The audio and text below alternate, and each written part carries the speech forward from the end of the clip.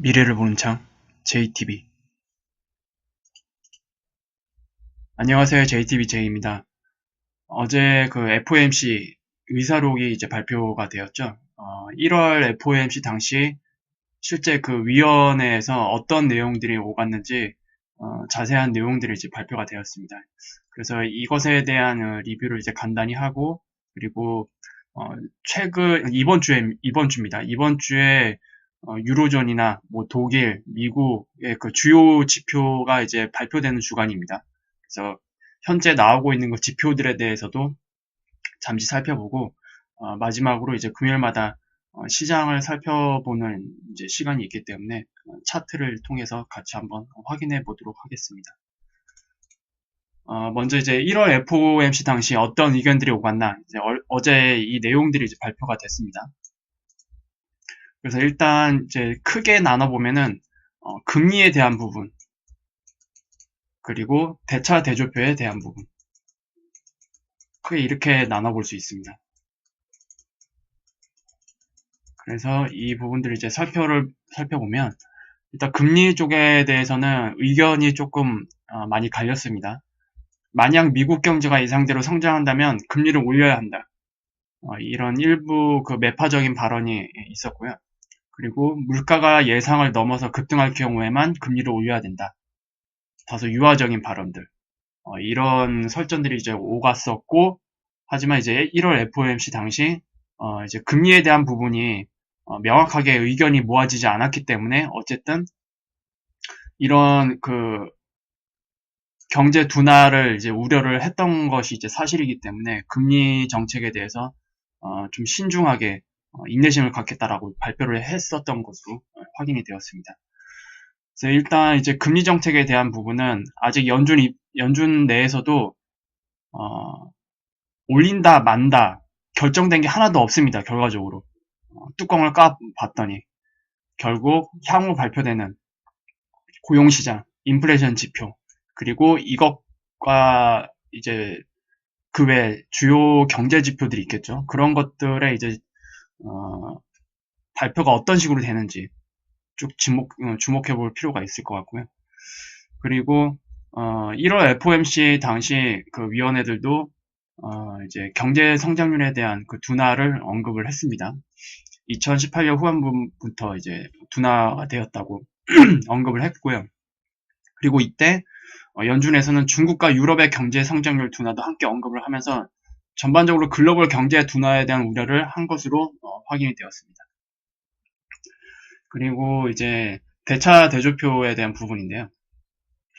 1월 FOMC 당시 이제 발표에는 대차 대조표 축소, 그러니까 양적 긴축이죠. 양적 긴축을 종료하는 것을 고려하고 있다라는 정도만 이제 발표를 했었습니다. 하지만 이제 실제 그 회의 당시에는 2019년 말, 그러니까 올해 말입니다. 올해 말 종료 희망을 하는 것으로 이제 의견이 모아진 것 같습니다. 대부분의 위원들이 이것에 대해서 이제 공감을 가졌고요. 그래서 실질적으로 연준의 자산 축소는 1년 넘게 원활하게 진행 중이며 금융시장에 큰 영향을 주지 않았던 것으로 이제 판단을 하고 있습니다. 일단 위원회에서는. 하지만 실제로 시장에서는 영향을 미쳤죠. 양적 긴축으로 인해서 그 주식시장에 악영향을 미쳤던 그런 것들이 상관관계가 분명히 있었습니다.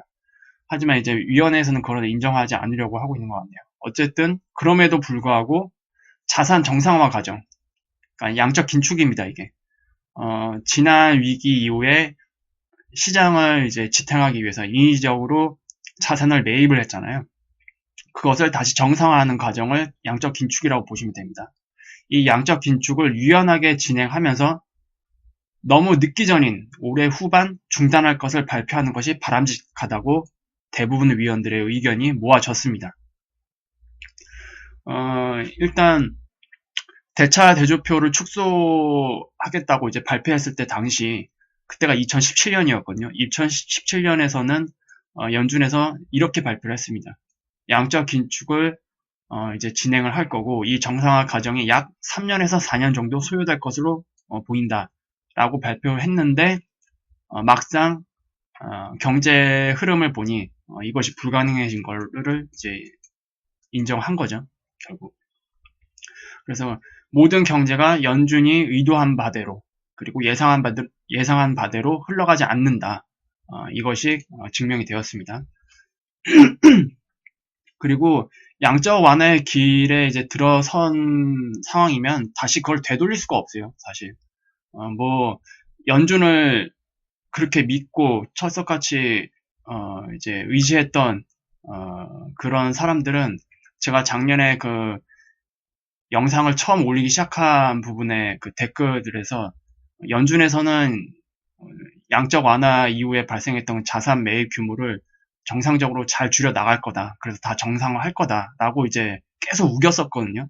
하지만 저는 그건 절대로 불가능하다고 봤고요. 결국 연준에서도 그것을 이제 불가능한 것으로 이제 인지를 한 겁니다. 양적 완화의 길에 한번 들어선 이상 다시 되돌아갈 수 없습니다. 이거는 경제가 그렇게 완만하게 흘러가지 않기 때문에, 양적 완화의 길에 들어서면 그것으로 인한 부가적인 효과들, 변수들, 또 그것이 또 만들어낸 또 다른 변수들, 이런 것들을 다 계산해서 정책을 시행할 수가 없어요. 제가 예전에도 말씀드렸지만 닐 카시카리의 그 말을 인용을 해서 경제는, 금융은 절대로 정밀공학이 아니다라고 말씀을 드렸죠. 그래서 그런 것들을 뭐 일일이 다 예상해서, 변수까지 예상해서 정책을 시행할 수가 없습니다. 결국 예상하지 못했던 변수들이 계속 나오면서 연준의 이런 계획들이 다 완료를 못하게 된 거죠. 결국. 그래서 연준의 자산 축소는 이제 향후 한 10개월, 많으면 10개월이고 10개월 이제 미만 남았다고 보시면 됩니다. 그리고 자산 축소도 유연하게 진행을 한다고 했기 때문에 기존에 진행해왔던 속도보다 조금 더 늦출 수도 있습니다. 그렇게 되면은 뭐 양적 완화로 이제 지난 시기에 경제를 떠받들었던 그때 이제 매입했던 자산들을 모두 정상화할 수는 없고, 이제 일부만 이제 매각하는 게 되겠죠. 그 상태에서 다시 자산 매입을 하게 될 것으로 이제 예상을 합니다. 그래서 지금 이 발표가 있고 나서 연방기금금리 선물 시장은 내년부터 금리 인하에 베팅을 했습니다. 그래서 결국 연준의 그 금리 선물 시장에서는 2019년, 올해입니다, 올해. 2019년 금리 동결, 그리고 2020년부터 금리 인하 할 것으로 내다보고 있습니다. 그리고 제가 여기서 언급했던 그 연준의 대차 대조표 현황을 잠깐 볼게요. 이것을 제가 스크린샷을 하려고 했는데 중간중간에 그 봐야 될 수치들이 좀 있어서 이거는 바로 사이트에서 같이 보는 것으로 이제 하겠습니다. 일단 이 부분이 이제 QE1이죠.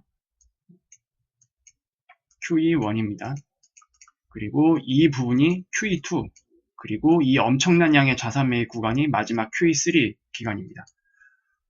지금 연준의 대차 대조표가 거의 최고치를 찍었을 때가 2014년 후반기였죠. 양적 완화가 이제 종료되는 그 시점, 약 4조 5천억 달러입니다. 이 수치를 보시면 알겠지만 4조 5천억 달러의 규모에서 이제 2018년에 들어오면서 이제 양적 긴축이 이제 시작이 됐잖아요. 그래서 지금까지 쭉 진행된 거, 지금까지가 약 3조 9,800억 정도, 3조 9,800억 달러 정도 되거든요. 그러면 4조 5천억 달러에서 지금 대략 5천억 달러, 5천억 달러 정도 이제 양적 긴축이 진행이 됐습니다. 그리고 지금 예상대로 이제 흘러간다면, 이 예상대로 흘러간다면 2019년까지 대략 QE2에 했던 자금 정도만 회수가 될 것 같아요. 자산이 매각이 될 것 같아요. QE2 때 이제 매입했던 자산 규모 정도만 매입을 하고, QE1 QE3 당시에 매입했던 자산 규모는 그대로 남는 겁니다. 이거는 이제 매각을 할 수 있는 길이 이제 사라지겠죠. 왜냐면 그 이후에는 연준에서도 이제 직접 말은 하지 않았지만 양적 완화에 대해서 대비하는 모양새를 취할 것으로 보이고, 이미 제가 이전 영상을 통해서 연준 내에서도 그런 것들을, 양적 완화에 대한 부분을 어떻게 진행할 것인지에 대해서 논의가 이미 진행되고 있다라고 말씀을 드렸습니다. 그렇게 된다면 결국 대차 대조표 연준의 그 자산 규모는 이제 이렇게 왔다가 다시 이렇게 되는 겁니다. 이렇게 될 것으로 저는 예상을 하고 있습니다. 이 부분은 QE4 시작이 될 때 이제 실행이 되겠죠. 그리고 QE4부터 이제 시작되는 그 규모는 이때 했던 그 자산 매입 규모보다 훨씬 더 이제 많을 겁니다. 그리고 QE4 한 번만 끝나게 될 게 아니고, 제가 분명히 QE4, QE5 계속 진행할 거라고 말씀을 드렸죠, 작년부터.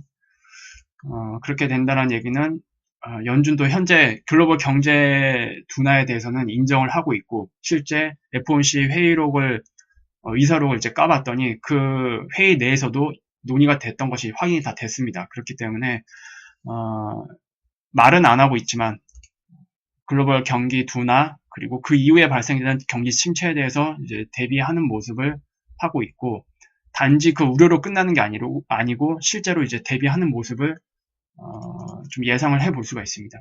그리고 이거는 이제 이번 주에 발표됐던 제조 구매 관리 지수입니다. 이제 여기 검은색은 유로존 평균입니다. 유로존 평균이 지금 2월달, 그러니까 이번 주에 발표된 게 49.2예요.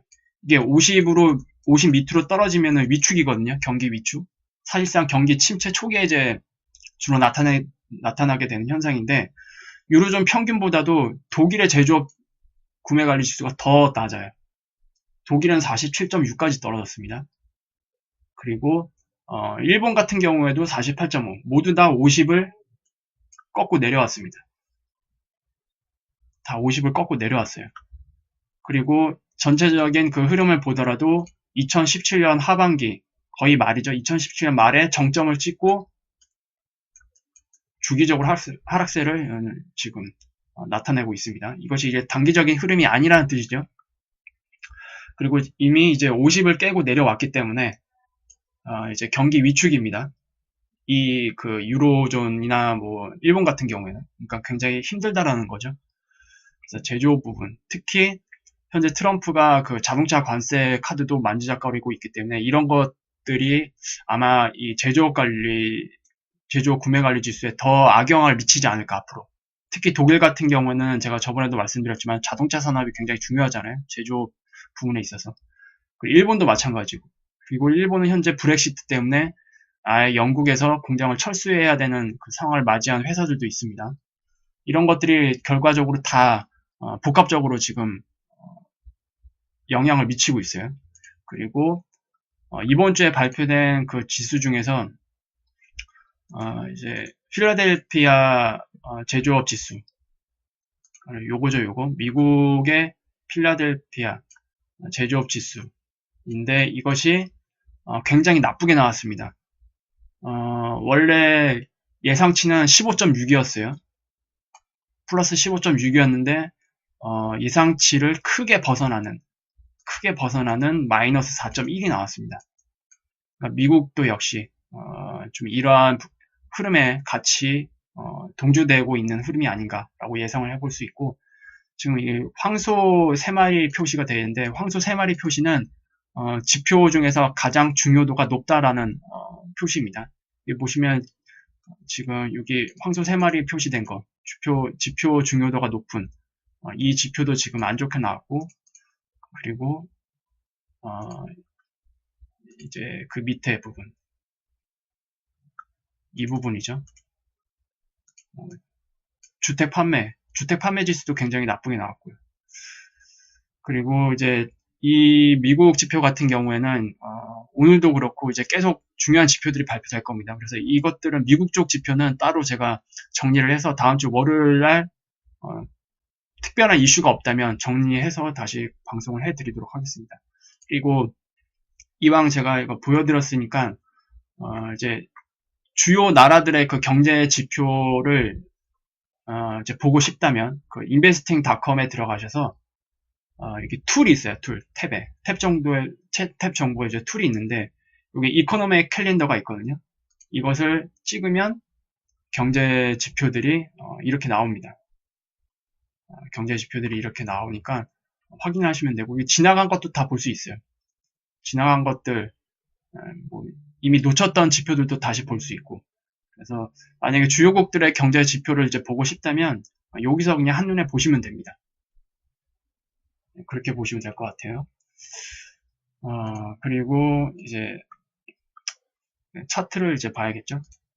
일단 미국 선물 시장입니다. 제가 지난번에 이 추세를 이제 이탈을 해야만 조정다운 조정이 이제 시작된다라고 이제 말씀을 드렸습니다. 그리고 일봉상에서 보면은 이제 거의 기술적으로도 이제 조정을 받을 때가 됐어요. 그리고 지금 이게 좀 지워졌는데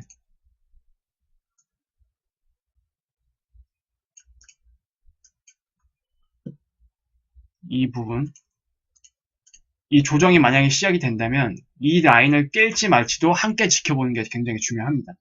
그래서 결국 이 반등에 대한 조정이 이제 나와야 하거든요. 그때 조정이 어떤 식으로 나오는지 지켜볼 필요가 있고 아직은 이 단기 반등 이 추세를 이탈하지 않았기 때문에 일단 첫 번째로 이것을 언제 이탈하는지 이탈하지 않는지를 이제 지켜보는 게 중요할 것 같습니다.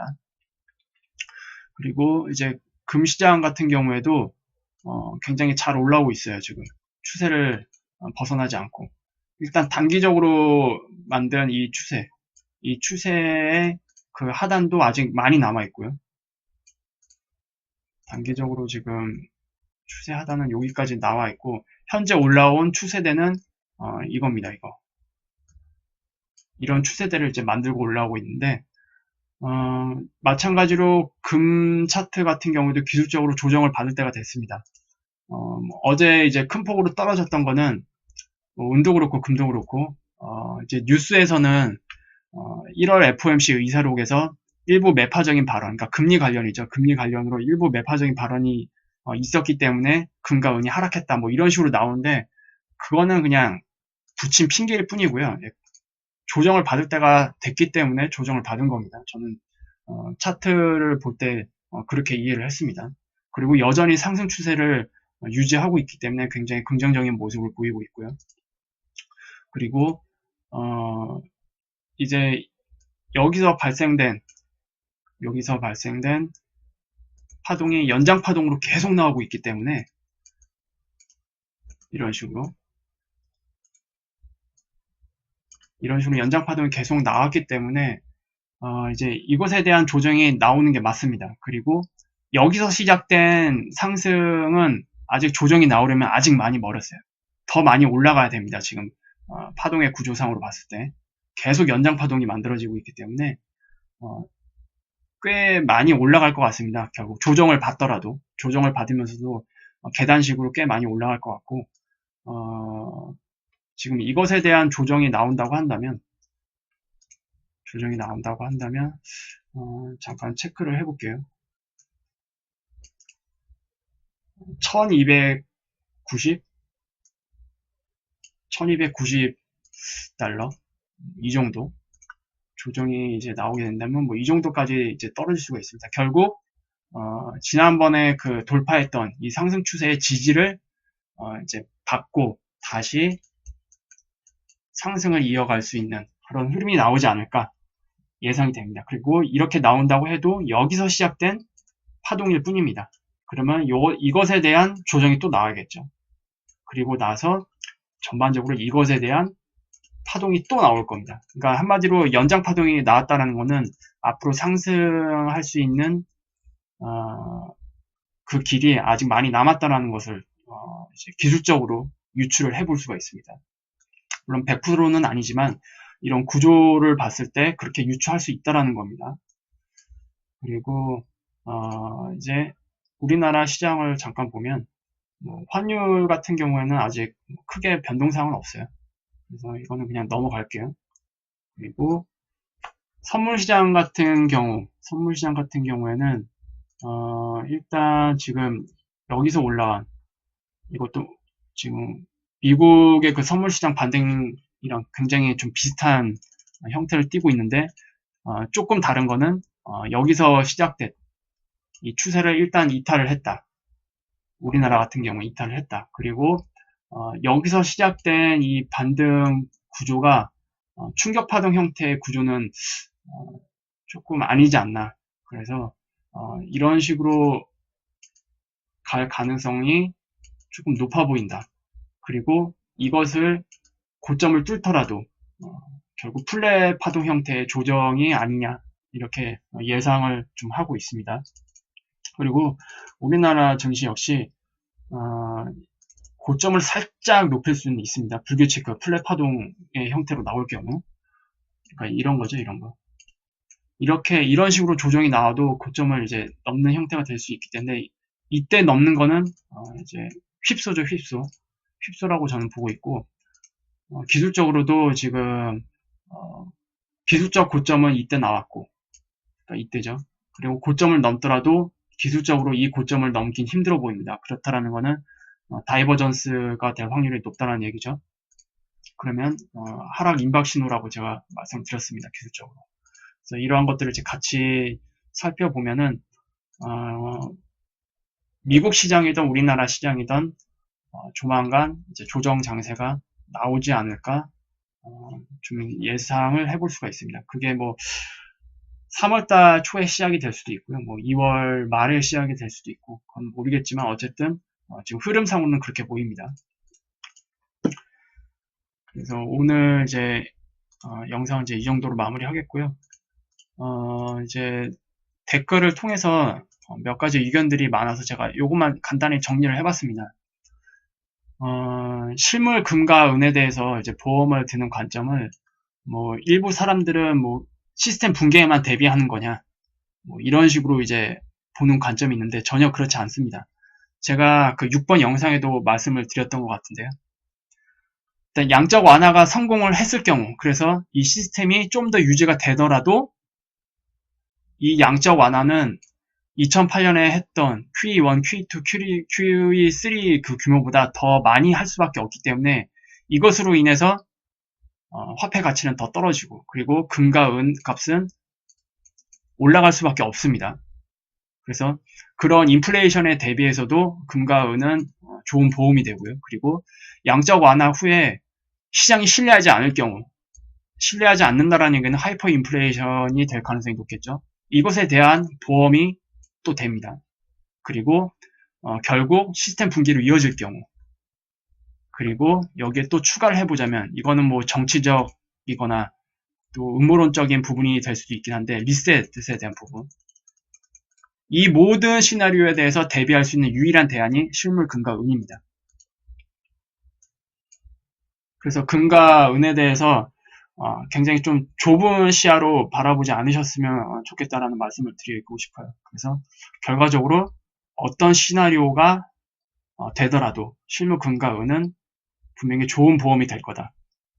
그리고 이런 모든 시나리오에 대해서 대비할 수 있는 보험은 실물 금과 은이 유일하다라고 저는 그렇게 보고 있습니다. 이것에 대해서 좀 자세히 이해를 해주셨으면 좋겠어요.